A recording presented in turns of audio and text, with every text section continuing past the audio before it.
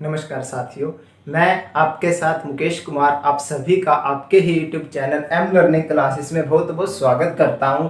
हमने अभी कौन सा चैप्टर शुरू किया हुआ है? बड़ा ही अच्छा चैप्टर अब की बार हमने शुरू किया है जिसका क्या नाम है? एवरेज। एवरेज मतलब औसत। एवरेज मतलब औसत। और इसकी हमारी कितनी क्लासेस हो चुकी हैं? 2 क्लास।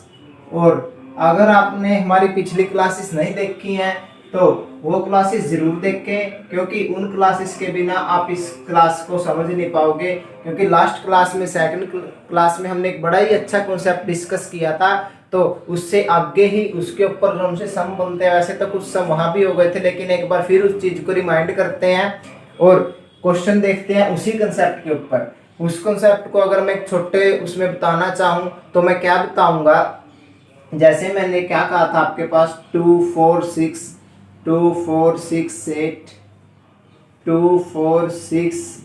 10। इसका एवरेज कितना होगा? 4। यहाँ पर एवरेज कितना होगा? 5। यहाँ पर एवरेज कितना होगा? 6। ठीक है, ऐसा क्यों होता है मैं एक बार इसको शॉर्ट में डिस्कस करता हूँ एक लाइन में। जब भी हम किसी सीरीज में, ध्यान से सुनिएगा, आप चाहे तो नोट करके लिख भी सकते हैं। जब भी हम किसी सीरीज में एक नंबर जोड़ते हैं, यानी कि जब भी हम किसी सीरीज में एक संख्या को जोड़ते हैं तो उसका एवरेज होता है जो उसके डिफरेंस से आधा बढ़ जाएगा। यानी कि यहाँ पर क्या सीरीज है? 2 4 6। डिफरेंस कितना है? 2। अगर हमने इसमें एक नंबर जोड़ते हैं तो एवरेज कितना बढ़ा? डिफरेंस का आधा। डिफरेंस का आधा मतलब 2 का आधा कितना होता है? 1। एवरेज भी कितना बढ़ा है? 1। यहाँ पर देखते हैं, यहाँ पर कितने नंबर बढ़े हैं? यहाँ पर केवल 3 थे, यहाँ पर 5 हो चुके हैं। 2 नंबर बढ़े हैं। एक संख्या बढ़ाने पर एवरेज है जो डिफरेंस का आधा बढ़ता है, तो दो संख्या बढ़ाने पर एवरेज 2 बार बढ़ेगा, डिफरेंस का 2 बार आधा आधा, यानी कि एक इसके लिए बढ़ेगा और एक इसके लिए। ठीक है, एक और समझाता हूँ, एक और एग्जाम्पल देता हूं मैं। हमेशा ये आते एक एक नहीं बढ़ेगा। जैसे ये भी मैंने पिछली क्लास में डिस्कस किया था, ताकि जिन भी दोस्तों ने अगर नहीं भी देखी है और उनको थोड़ी बहुत हिंट भी मिल जाए, कंफ्यूज ना हो बिल्कुल। 20 25। यहाँ पर एवरेज कितना है? 10। यहाँ पर एवरेज कितना है? 12.5। यहाँ पर एवरेज कितना है? 15। ऐसा क्यों? यहाँ पर संख्या 3 थी, यहाँ पर संख्या कितनी होगी? 4। मैंने अभी क्या कहा था? किसी भी सीरीज में एक संख्या बढ़ाने पर एवरेज उसके डिफरेंस से आधा बढ़ जाएगा। एक संख्या बढ़ी, एवरेज कितना बढ़ा? +2.5, 2.5। डिफरेंस कितना था? 5। 5 का आधा ही तो 2.5 होता है। तो और यहाँ पर कितनी संख्याएं बढ़ी हैं? 2। एक बार 2.5 इसके लिए बढ़ेगा, एक बार इसके लिए, यानी कि टोटल कितना बढ़ेगा? 5। तो ये था हमारा जो हमने लास्ट क्लास में बड़ा ही अच्छे से इसको डिस्कस किया था। इसी के ऊपर आप एक सम देखते हैं हम, इसी कंसेप्ट के बेस्ड। ये बड़ा ही अच्छा कंसेप्ट है, क्योंकि इस कंसेप्ट के बिना क्वेश्चन में बहुत बार, पेपर में बहुत बार क्वेश्चन पूछे जाते हैं। तो आप अगर आपको एक कंसेप्ट नहीं आता है, क्वेश्चन को बहुत डिफिकल्ट हो जाता है सोल्व करना। तो देखते हैं हम कैसे सोल्व कर पाते हैं। क्वेश्चन लिखता हूं आपके सामने। 5 के कर्मागत का क्या मतलब होता है? मैंने कई बार बताया, कंटिन्यूअसली, लगातार। कर्मागत 6 गुणांकों का औसत। मैंने गुणांकों का मतलब भी बताया हुआ आपको।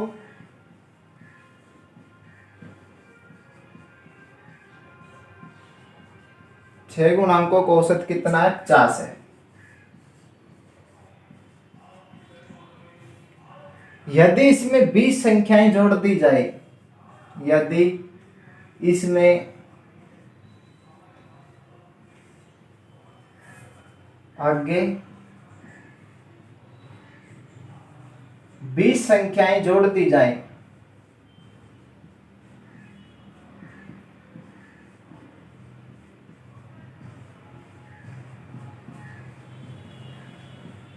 तो एवरेज क्या होगा,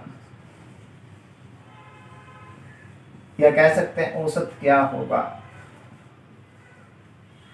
अभी अगर कोई दोस्त है, इस क्वेश्चन को पहले कैसे सोल्व करने की कोशिश करेगा मैं आपको बताता हूं। वो इस लाइन को देखेगा, भाई 5 के क्रमागत 6 गुणांकों को औसत 50 है, ठीक है। वो ऐसा मतलब ऐसा माइंड को चलाएगा कि भाई ऐसे 6 गुणांक सोचेगा वो कि भाई उनका एवरेज 50 आ जाए, कि उनका एवरेज क्या आ जाए 50।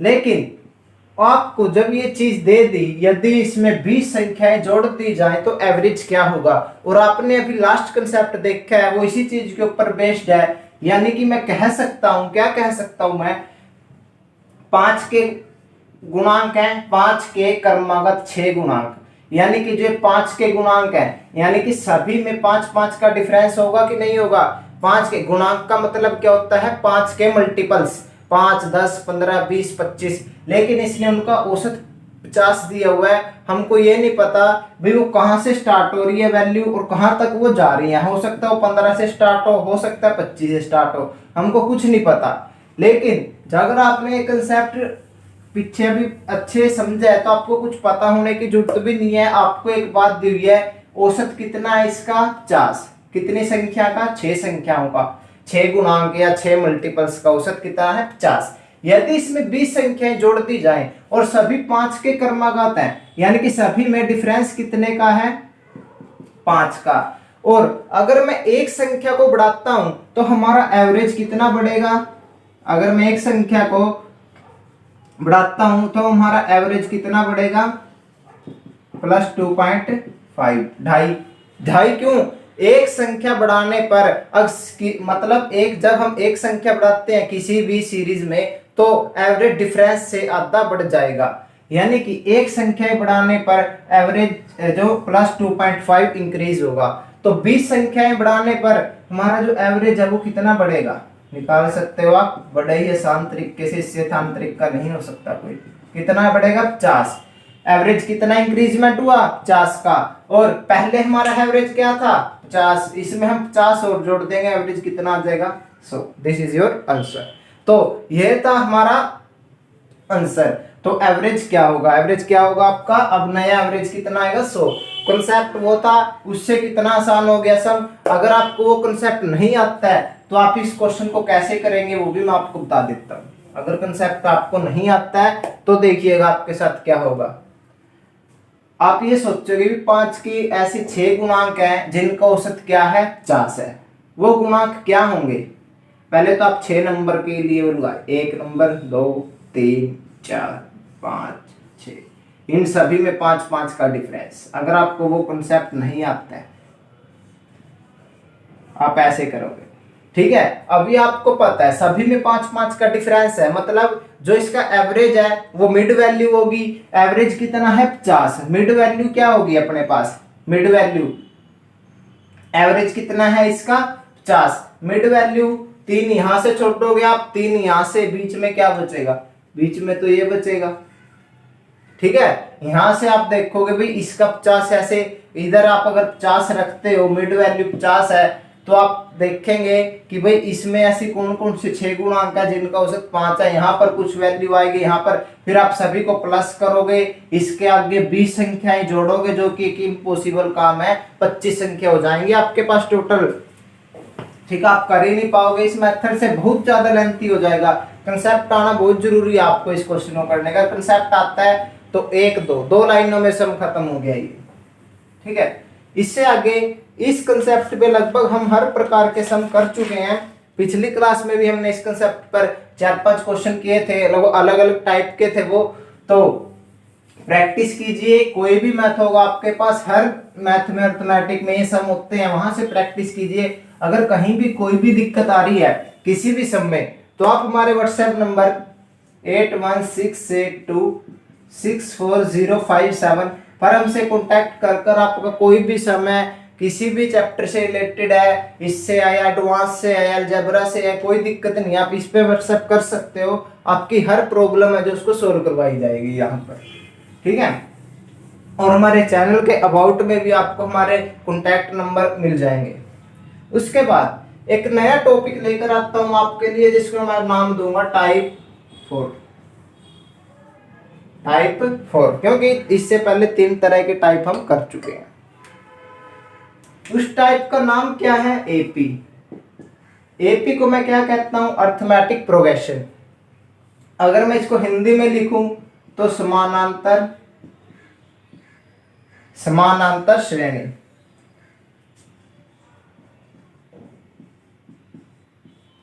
अगर मैं इसको हिंदी में लिखूं समानांतर श्रेणी, इंग्लिश में लिखता हूं अर्थमेटिक प्रोग्रेशन। तो ये था, ये अर्थमेटिक प्रोग्रेशन क्या होता है, आपने स्कूल लेवल पे पढ़ा भी होगा, 9th 10th के बाद ये शुरू हो जाता है आना चैप्टर। इसका मतलब क्या होता है, जो इसमें होता है, इसमें एक सीरीज होती है अर्थमेटिक प्रोग्रेशन में, जैसे मैं आपके सामने लिखता हूं 3 5 7 9 11 13 dash dash dash dash dash dash, कहीं तक भी जा सकती है ये, कहीं तक भी, मतलब जहां तक क्वेश्चन में आपको देगा, हो सकता है 30 तक भी जाए, हो सकता है 60 तक जाए, हो सकता है 90, कहीं तक भी, मतलब कहीं तक भी जा सकती है। लेकिन हम जो ये पहली संख्या है इसको क्या नाम देंगे, A1, यानी कि first term, second term A2, third term A3। वैसे ही जितने भी टर्म है हम उसको A3 A4 A5 A1 A2 ऐसे ऐसे नाम देते चलेंगे।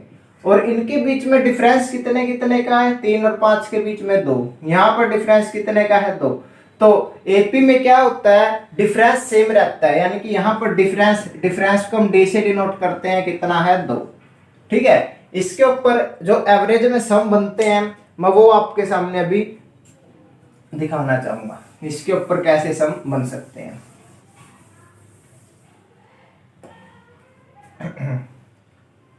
जैसे फर्स्ट सम मैं यही लिखता हूं आपके सामने, 3 5 7 9 dash dash dash dash dash dash, मैं लिखता हूं फाइंड ए, मैंने क्या लिखा, फाइंड ए 1000, फाइंड ए 1000 मतलब आपको 1000वीं टर्म निकालनी है। ये टर्म कौन सी है, पहली, ये दूसरी है, तीसरी है, चौथी, लेकिन आपको निकालनी कौन सी है, 1000वीं टर्म। मतलब जैसे ये A1 है, आपको A1000 निकालनी है। ठीक है, कोई ये ना सोचे कि हमने एपी शुरू कर दिया, एपी नहीं शुरू किया, अभी एवरेज ही चल रहा है, उसके लिए आपको थोड़ा बहुत बेसिक एपी का होना जरूरी है। तो वही हम देखते हैं। तो हम इसको कैसे सोल्व कर सकते हैं, इसके अपने पास एक मेथड होता है, तो देखते हैं वो क्या है। आपको क्या निकालना है, सबसे पहले इसको निकालने के लिए आपको क्या पता होना चाहिए, A1 कितना है, 3, डी पता होना चाहिए, डी कितना है अपना पास, डी कितना है, 2 2 2, मतलब डी डिफरेंस मतलब कितना अपने पास, 2। और एन क्या है अपने पास, एन मतलब नंबर ऑफ टर्म्स। एन का मतलब क्या है, जो टर्म आपको निकालनी है, मतलब जो भी वैल्यू आपको निकालनी है, आपको 1000 में टर्म निकालनी है, तो एन क्या होगा अपना, 1000। ठीक है, तो एक ये, उसके बाद इसके बाद हम क्या करेंगे, उसके बाद हम लिखेंगे एक छोटा सा formula, a n equal to a plus n minus 1 into d. ये लिख दिया अपने, लिख दिया। अब जो जो इसने पूछा है वो हम वैसे वैसे यहाँ पर पुट करते जाएंगे। ए एन की वैल्यू कितनी है यहाँ पर, 1000। ए की वैल्यू कितनी है, 3। A1 को हम ए भी लिखें, कोई दिक्कत नहीं है। एन की वैल्यू 1000 माइनस 1, डी कितना है, 2। यह अपने पास आ गया 3 प्लस 999 मल्टीप्लाई 2। अगर मैं यहाँ पर लिखना चाहूँ, इसको क्या लिखूंगा, 1998 1998, यानी कि 2001 आपको क्या आ गया आंसर कितना आ गया, 2001। जो ये आपकी 1000 थी, 1000 टर्म की वैल्यू क्या आ गया, 2001। यानी कि मैं क्या लिख सकता हूं, 1000वीं टर्म कितनी होगी, 2001। या आगे हमको इसकी जरूरत पड़ेगी, तो इसीलिए आपको ये छोटा सा कंसेप्ट बताया है। इस चीज को याद रखिए, इतना बड़ा कंसेप्ट नहीं है, एक छोटा सा ही है। मैं समझता हूँ कि ये आपने बचपन में पढ़ा भी होगा, सभी को याद रहता है, आपको भी याद रहा होगा। ठीक है, क्योंकि कुछ एक्सेप्शन केस होते हैं, उसका हम छोटा नहीं कर सकते, चाहे कुछ भी हो जाए, तो ये उन्हें एक्सेप्शन में इंक्लूड है। उसके बाद इसी कंसेप्ट को मैं आपका पक्का करता हूं, मैं कह देता हूं, अब आपको निकालना है 25, A25 निकालना आपको, यानी कि आपको A25 टर्म निकालनी है। 25 टर्म कैसे निकाल लेंगे? A n की जगह 25, A की वैल्यू कितनी है 3, n की वैल्यू कितनी है, अब की बार n की वैल्यू 1000 नहीं है दोस्त, अब की बार n की वैल्यू कितनी है 25। ये ध्यान रखना, यहाँ पर जो भी आपको टर्म निकालनी है, n नंबर ऑफ टर्म जो आपको टर्म निकालनी है, 25वीं टर्म आपको निकालनी है, तो दोस्त n की वैल्यू क्या होगी 25, d की वैल्यू कितनी आएगी 2। अभी हम इसको सोल्व करते हैं, बड़ा ही आसान है, सोल्व करना कोई मुश्किल नहीं है। 3 + 48 यानी कि अपने पास कितना आ गया 51 इज आवर आंसर, यानी कि जो 25th टर्म है हमारी कौन सी होगी 51। तो ये था हमारा सम इसके ऊपर, अर्थमेटिक प्रोग्रेशन के ऊपर। इसके बाद कुछ एक दो सम और देखते हैं, ताकि हमारा जो पूरा का पूरा जोर होता है आपका कोई कंसेप्ट कच्चा ना रहे, पूरा कंसेप्ट उसको पक्का करवाना, फिर अगले कंसेप्ट पर जाना। हम ऐसे नहीं भी आपको एक बार करवा दिया और वहीं छोड़ दिया, नहीं, बिल्कुल अच्छे से जब तक क्लियर नहीं होता जब तक आपको यहाँ पर करवाया जाएगा।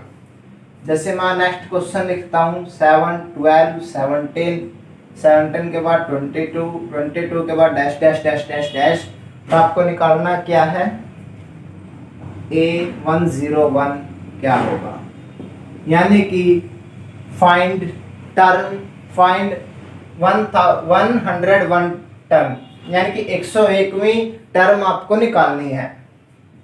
फाइंड ए, या आपको कह दे भाई 101वीं टर्म क्या होगी, ऐसे भी आपको कह सकता है और ए ऐसा भी, एक ही बात है, दोनों में कोई फर्क नहीं है। ठीक है, ए की वैल्यू कितनी है 7, जो फर्स्ट टर्म होती है वो ए या A1 कह सकते हैं हम, ए कह सकते हैं, बात बराबर है। डी कितना है, अब की बार डी कितना है, डी तो अपने को निकालना पड़ेगा, 5 है, 5 है और 5 है। अगर मैं आपसे कहूं कि वही जैसे 7, 12, 14, 20, 22, 24, यहाँ पर डी कितना है, यहाँ पर 5 है, यहाँ पर 2 है, यहाँ पर 6 है, यहाँ पर 2 है, यहाँ पर 2, यहाँ पर आप डी किसको मानोगे, 5 को, 2 को, 6 को या 4 को, आप इधर डी मान ही नहीं सकते कुछ भी। इस एपी में यही खास बात होती है कि भाई एपी में जो डिफरेंस है वो सेम रहता है, इसकी हम 101 में टर्म नहीं निकाल सकते, जो अभी मैंने लाइन लिखी थी 2, 4, 6। एपी की खास बात क्या होती है, डिफरेंस हमेशा सेम रहेगा, 5 है, 5, 5, डिफरेंस कितना है दोस्त 5, डिफरेंस 5 है। एन की वैल्यू कितनी है, अब की बार एन की वैल्यू कितनी है 101। उसके बाद यहाँ पर मैंने अभी आपको क्या लिखा था, a n equal to a plus n minus 1 into d, ये फॉर्मूला आपको याद रखना पड़ेगा दोस्त। उसके बाद अगर मैं निकालना चाहूँ 101, ए की वैल्यू ए की क्या रखेंगे 7 प्लस एन 101 माइनस 1, डी कितना है 5, 7 प्लस 101 में से 100 मल्टीप्लाई 5, यानी कि 7 प्लस 500 कितना हो गया ये 507। और एक और बात, कुछ दोस्त कई दोस्त ऐसे नहीं करते भाई 7 प्लस 100 107 गुना 5, गलत हो जाएगा। वो गलत क्यों होगा, क्योंकि बचपन से ही आप एक वर्ड मैथ मतलब एक पढ़ते आ रहे हो एक कंसेप्ट, वो कंसेप्ट क्या होता है, पहले आपको डिवाइड करना होता है, जैसे मैं लिखता हूं बोर्ड मास, हमको ये कंसेप्ट फॉलो करना है, इसके ऊपर रीजनिंग में भी काफी बार सम आते हैं और वैसे भी हमको इसकी मैथ्स में बहुत बार जरूरत पड़ती है। इसके अंदर जो है वो हमको पहले करना है। बोर्ड मास मतलब ब्रैकेट, अगर कहीं ब्रैकेट है तो पहले हम ब्रैकेट को सोल्व करेंगे। ओ ऑफ, अगर कहीं ऑफ लिखा हुआ है तो हम उस ऑफ को सोल्व करेंगे। डी मतलब डिवाइड, अगर कहीं डिवाइड लिखा हुआ है तो पहले हम डिवाइड को सोल्व करेंगे। अगर कहीं मल्टीप्लाई है तो मल्टीप्लाई सोल्व करेंगे। अगर एडिशन है सब्सट्रैक्शन है, सब्सट्रैक्शन बाद में एडिशन पहले। यहाँ पर एडिशन से पहले क्या होगा मल्टीप्लाई, इसलिए पहले हमने इसकी मल्टीप्लाई की। ठीक है, बोर्ड मास के थ्रू। तो ये छोटी छोटी बातें भी आपको पता होनी चाहिए, वैसे आपको पता ही होगी, आप काफी इंटेलिजेंट है।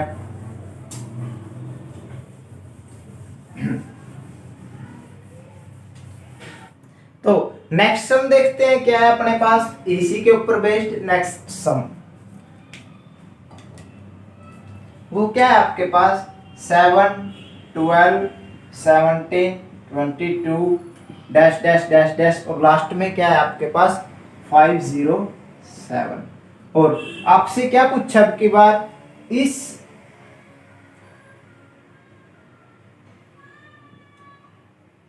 इस सीरीज में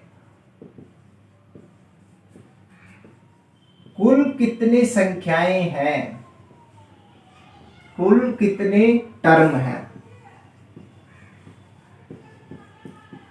एवरेज चल रहा है, इसके बाद हम एवरेज शुरू करेंगे इसके ऊपर जो बेस्ड क्वेश्चन है। लेकिन अगर उससे पहले आपका ये बेसिक क्लियर नहीं है तो क्या हम आपको एवरेज सिखाऊंगा, ठीक है।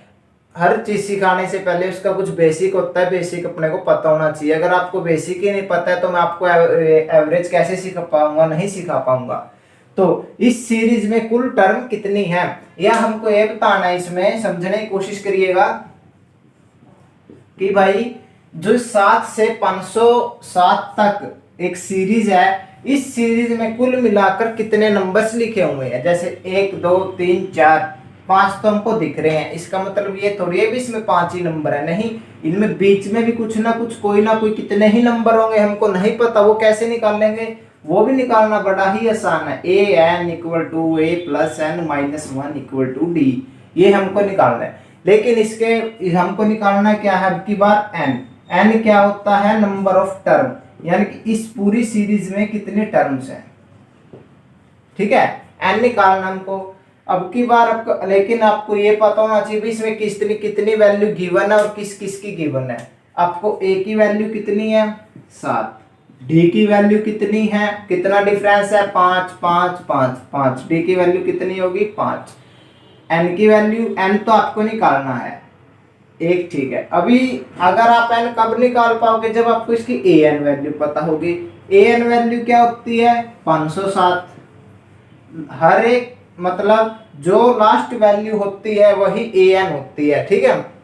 क्यों होती है, क्योंकि an मतलब नंबर ऑफ टर्म, जो संख्या यहाँ पर आएगी ना n मतलब ये लास्ट टर्म होता है। n किसको डिनोट करता है, लास्ट टर्म को, ठीक है। ये सभी वैल्यू इसमें पुट कर देते हैं, an की जगह 507, a की जगह 7, n हमको निकालना है -1, d की जगह 5।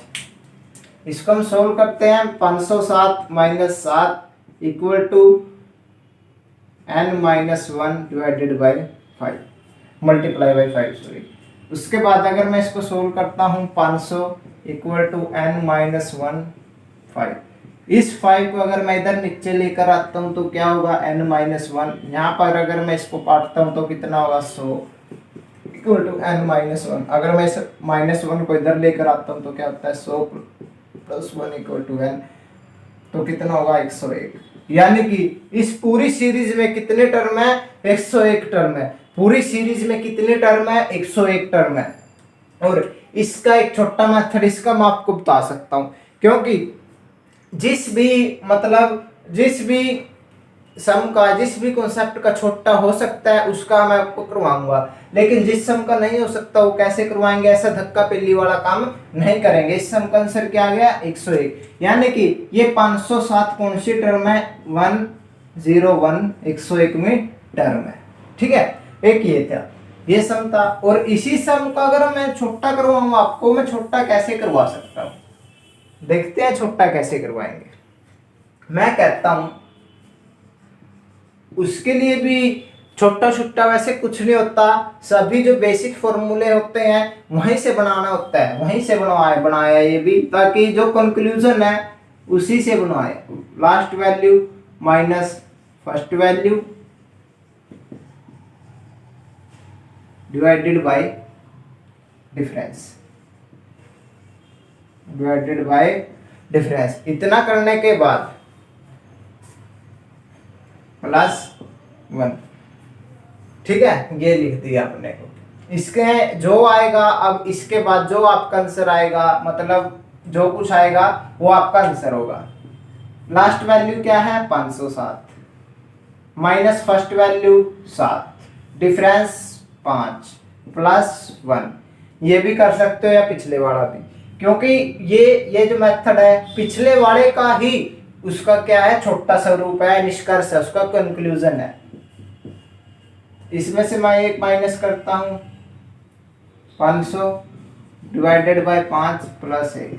मैं यहाँ पर आगे क्या करता हूँ, 100 प्लस 1। यहाँ पे आंसर क्या आ गया आपका, 101।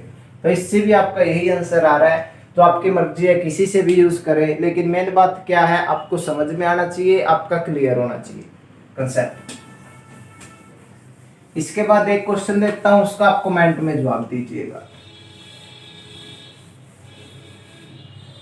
कमेंट में जवाब आप क्या दोगे, 3, 7, 11, 15 डैश डैश डैश डैश, और उसके बाद आपका है 4003, 4003। आपको इसमें क्या बताना, आपको इसमें भी n की वैल्यू यानी कि नंबर ऑफ टर्म बतानी है, ठीक है। कॉन्सेप्ट में इसका कमेंट में इसका जवाब दीजिएगा, ये कौन सी टर्म है। उसके बाद अभी आते हैं अपने असली टॉपिक पर, मतलब एवरेज पर। इसका कमेंट में जवाब देने के बाद आप आएंगे यहाँ पर एवरेज पर।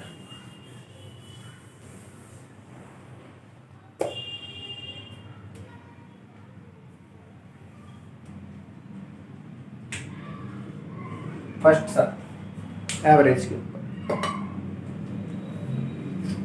3, 5, 7। अब आपको एपी है जो उसका बेस पता चल गया, हल्का हल्का सा, जितना हमको जरूरत है उतना आपको आ गया है, ठीक है। अगर मैं सीधा ही यही चीज करवाता तो आप यही समझते भाई एन क्या है, ए क्या है, मतलब इसी में आप कंफ्यूज रहते हो, तो आपको एवरेज नहीं आ पाता। अब आपका बेस क्लियर हो चुका है, तो आप अपने जो टॉपिक एवरेज उस पर आ सकता। 11 dash dash dash dash dash, उसके बाद है यहाँ पर 513। और अब आपसे पूछ ले इन सभी का योग क्या होगा,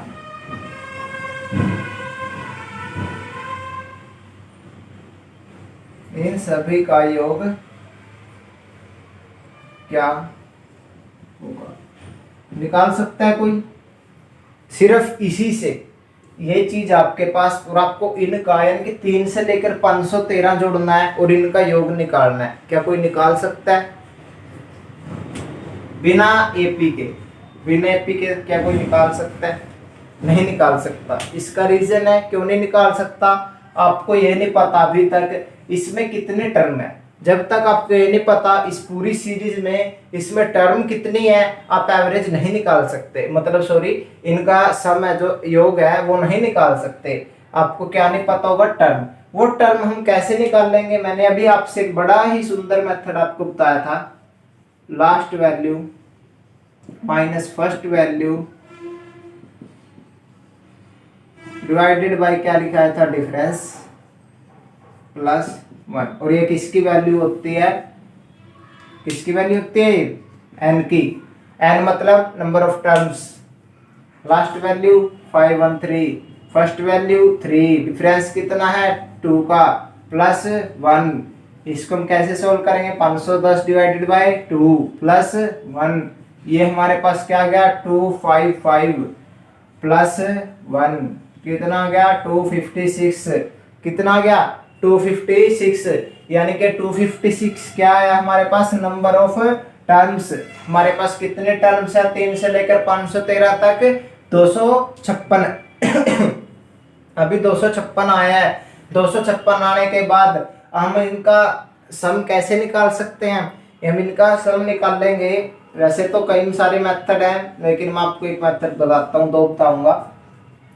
जैसे मैं आपको क्या निकालता हूँ, योग इक्वल टू n/2, जो इस पूरे के पूरे का सम होगा n/2 a1 प्लस an। ये an क्या है, लास्ट वैल्यू, a1 क्या है, first value. Last value and first value. यहाँ पर अगर हम इसको पुट करते हैं, an कितना है 256 डिवाइडेड बाय 2, फर्स्ट वैल्यू क्या है 3, लास्ट वैल्यू क्या है 513। तो मैं क्या लिख सकता हूँ, 256 डिवाइडेड बाय 2 मल्टीप्लाई 516। अगर मैं इसको काटता हूँ तो कितना आता है 2, यहाँ के ऊपर 2 5 8, क्या मेरा सही है, बिल्कुल 513 प्लस 3 516, बिल्कुल ठीक है। तो यहाँ पर हमारा आंसर कितना आ गया, 256 मल्टीप्लाई 258। ठीक है, ये भी आंसर हो सकता है। वो आपको देखना पड़ेगा ऑप्शन में क्या है। ऑप्शन में अगर ये आंसर नहीं है, अगर ऑप्शन में क्या आंसर है, अगर ऑप्शन में है, अगर ऑप्शन में इसको इसके साथ काट दे 128, तो हमारा आंसर 128 गुना 516 भी हो जाएगा। अगर ऑप्शन में ना 516 नहीं काटता है तो 156, तो हमारा आंसर ये भी हो जाएगा। तो दोनों आंसर सही है, बिल्कुल, दो बोथ आर राइट्स। तो ये था हमारा सम। इसमें हमने क्या किया, लास्ट में हो सकता है कुछ दोस्त लास्ट में कंफ्यूज हो, कंफ्यूज होने की बात नहीं है। वैसे जब आपको पता चल गया कि भाई वैसे 256 टर्म्स है, ठीक है, 256 टर्म्स है, इसको फॉर्मूला भूल जाओ एक वक्त के लिए। अभी मैं आपसे बिना फॉर्मूले ही करवाता हूँ आपको, बिना फॉर्म, कोई जरूरत नहीं है इसकी चीज की, बस आपका थोड़ा बताना जरूरी होता है। एक बार बता दिया मैंने आपको, हो गया।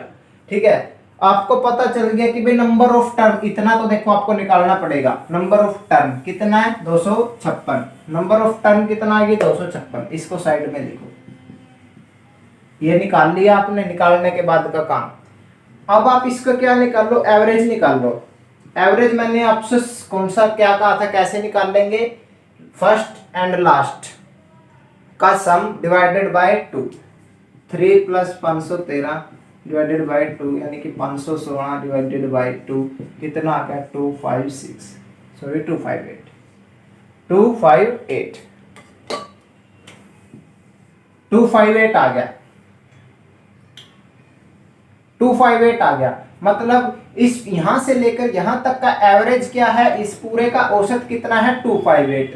एवरेज कैसे निकालते हैं, फर्स्ट एंड सेकंड क्लास में पूरी की पूरी 2 क्लास इसी के ऊपर बेस्ड है। 4 मेथड आपको करवाए हुए हैं एवरेज निकालने के, वहां से देखें कैसे निकालेंगे। 3 first value last value divided by 2, कब जब डिफरेंस सेम होगा। डिफरेंस सेम है 2 2 2 2, ये मेथड होता है। एवरेज आ गया, एवरेज इतना है और आपको जोड़ने कितने हैं टर्म, 258 × 256, जो आएगा आपका क्या होगा, सम। यानी कि average multiply number of terms किसके बराबर होगा, equal to sum of numbers, sum of numbers. Average multiply number of term, कितना आसान हो गया काम, सीधा एवरेज निकाल लो और किसके साथ मल्टीप्लाई कर दो, नंबर ऑफ टर्म के साथ। ये आपको क्या आ जाएगा, योग, सम। तो ये था हमारा आज का सेशन और आज की क्लास के कुछ एक सम, और एक और सम आपको देता हूं, उसका जवाब आप कमेंट में दोगे, ठीक है।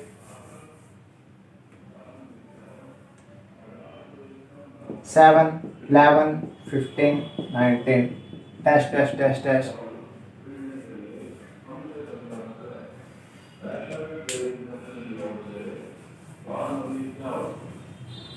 यहाँ तक है, कुछ भी है आपको क्वेश्चन समझना है और करना है। इसी तरह 51 टर्म का योग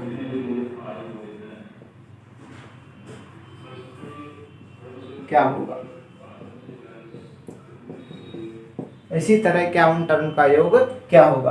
तो ये था, इसका जवाब आप कहां पर दोगे, कमेंट में। बड़ा ही आसान है, अच्छा सम है, आने लायक सम है पेपर में, तो इसको सोल्व करिएगा, कमेंट में जवाब दीजिएगा। आज के लिए इतना ही रखते हैं, सभी का बहुत बहुत धन्यवाद।